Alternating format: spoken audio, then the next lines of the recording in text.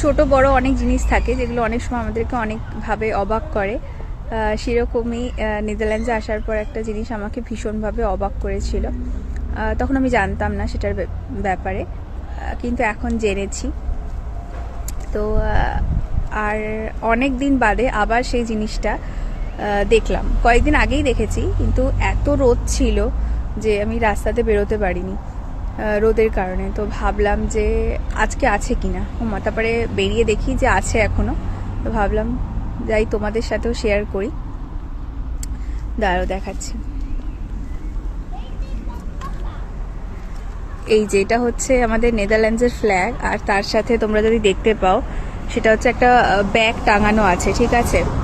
তো এই নেদারল্যান্ডসের ফ্ল্যাগের সাথে ব্যাগটা তখনই টাঙানো হয় যখন কেউ মানে এই বাড়িটা থেকে আর কি হয়তো মানে কেউ আর কি পাস আউট হয়, বা কলেজ থেকে পাস আউট হয় বা স্কুল থেকে পাস আউট হয়।